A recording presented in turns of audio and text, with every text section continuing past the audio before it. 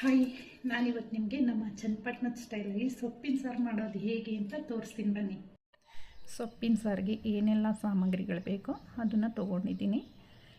First ಒಲೆ ಮೇಲೆ ಒಂದು ಕುಕ್ಕರ್ನ ಇಡ್ತಾಯಿದ್ದೀನಿ. ಅದಕ್ಕೆ ಒಂದು ಚಿಕ್ಕ ಚಂಬಲ್ಲಿ ನೀರು ಹಾಕ್ತಾಯಿದ್ದೀನಿ. 1 ಕಪ್ ಬೇಳೆ, 1 ಬೆಳ್ಳುಳ್ಳಿ, 1 ಈರುಳ್ಳಿ, 1 ಸಣ್ಣ ಟೊಮೊಟೊ ಮತ್ತು ತೆಂಗಿನಕಾಯಿ ತುರಿ, ಸೊಪ್ಪು, ಸೊಪ್ಪಿನ ಸೊಪ್ಪು, ಮಿಕ್ಸು ಸೊಪ್ಪು ಬರುತ್ತಲ್ಲ ಅದನ್ನು ನಾನು ತೊಳೆದಿಟ್ಕೊಂಡಿದ್ದೀನಿ. ಆ ಸೊಪ್ಪನ್ನ ಹಾಕ್ತಾಯಿದ್ದೀನಿ. ಮತ್ತು ನಿಮಗೆ ಖಾರಕ್ಕೆ ತಕ್ಕನಾಗೆ ಒಣಮೆಣ್ಸಿನ್ಕಾಯಿ ಆದರೂ ಪರವಾಗಿಲ್ಲ, ಹಸಿರು ಮೆಣಸಿನ್ಕಾಯಿ ಆದರೂ ಪರವಾಗಿಲ್ಲ, ಅದನ್ನು ಹಾಕಿ ಒಂದು ವಿಸಿಲ್ ಕೂಗಿಸ್ಕೋಬೇಕು. ಒಂದು ವಿಸಿಲ್ ಕೂಗಿದೆ, ಎಲ್ಲ ಚೆನ್ನಾಗಿ ಬೆಂದಿದೆ. ಬೆಂದ ಮೇಲೆ ಇದನ್ನು ನೀರು ಸಪ್ರೇಟ್ ಮಾಡಬೇಕು.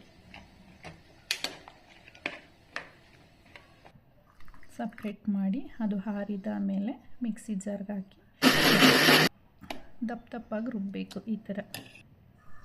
ಮತ್ತು ಒಂದು ಪಾತ್ರೆ ಇಟ್ಟು ಎಣ್ಣೆ ಹಾಕಿ ಸಾಸಿವೆ, ಕರಿಬೇವಿನ ಸೊಪ್ಪು, ಸ್ವಲ್ಪ ಬೆಳ್ಳುಳ್ಳಿ, ಸ್ವಲ್ಪ ಈರುಳ್ಳಿ ಒಗ್ಗರಣೆಗೆ ಹಾಕಬೇಕು.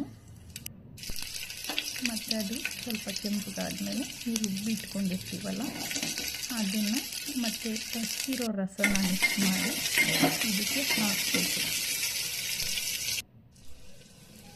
ಬೇಳೆ ಅದು ರಸ ಬಸಿದ್ದು ರುಬ್ಬಿರೋ ಖಾರಕ್ಕೆ ಹಾಕಿ ಮಿಕ್ಸ್ ಮಾಡಿ ಇದನ್ನು ನಮಗೆ ಎಷ್ಟು ನೀರು ಬೇಕು ಅಳತೆಗೆ ಸ್ವಲ್ಪ ಗಟ್ಟಿರೋ ಥರನ ಮಿಕ್ಸ್ ಮಾಡಿಕೊಂಡು ಹಾಕಬೇಕು.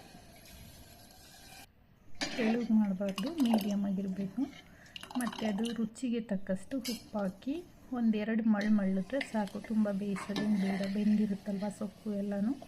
1-2 ಮಳ್ಳಿಸಿದ್ರೆ ಸಾಕು. ಸೊಪ್ಪು ಸಾಂಬಾರು ರೆಡಿ. ಜೊತೆಗೆ ಮುದ್ದೆ ಇಟ್ಕೊಂಡು ಪಕ್ಕದಲ್ಲಿ ಹಪ್ಪಳ ಹಾಕ್ಕೊಂಡು ತಿಂತಾಯಿದ್ರೆ ತುಂಬ ಚೆನ್ನಾಗಿರುತ್ತೆ. ನೀವು ಒಂದು ಸಲ ಮಾಡಿ ಇದನ್ನು